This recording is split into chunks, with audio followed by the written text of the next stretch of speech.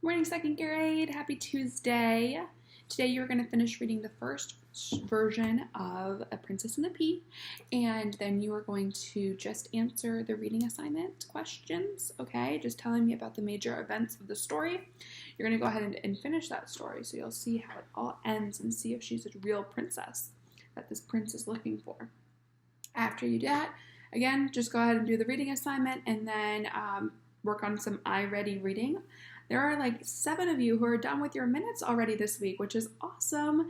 The rest of you, though, need to get on it, okay? So go ahead and get some iReady minutes in, at least 30 for today, and then on Thursday you can finish them.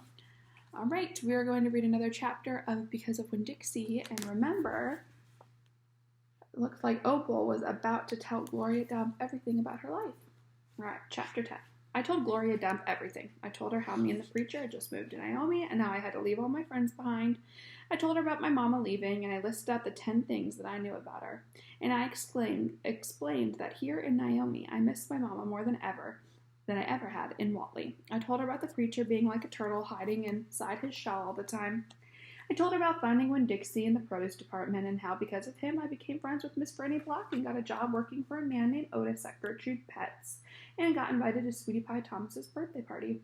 I even told Gloria Dump how Dunlap and Stevie Dewberry called her a witch, but I told her they were mean, bald-headed boys, and I didn't believe them, not for a long anyhow. And the whole time I was talking, Gloria Dump was listening, and she nodded her head and was smiling and frowning and saying, is that right? I could feel her listening with all her heart, and it felt good. You know what she said when I was all done? What? Could be that you got more of your mama in you than just red hair and freckles and running fast. Really, I said? Like what? Like maybe you got her green thumb. The two of us could plant something and see how it grows. Test out your thumb. Okay, I said. What Gloria Dump picked for me to grow was a tree. Or she said it was a tree. To me, it looked more like a plant. She had me dig a hole for it and put it in the ground and pat the dirt right around tight, like it was a baby and I was tucking it to bed. What kind of tree is it? I asked Gloria Dump. It's a wait-and-see tree, she said. What does that mean? It means you gotta wait for it to grow up before you know what it is.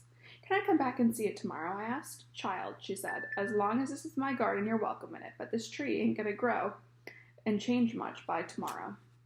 But I want to see you too, I said. Said Gloria Dump.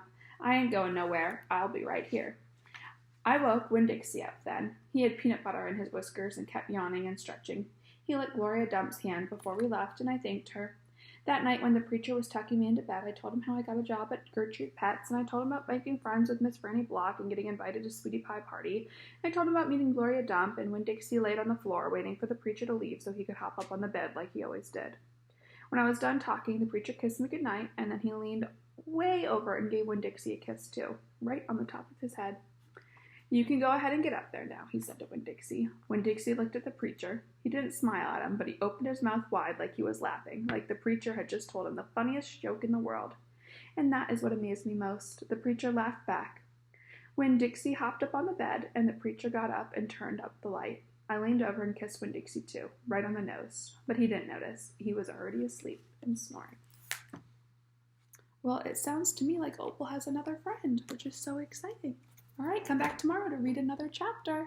Bye.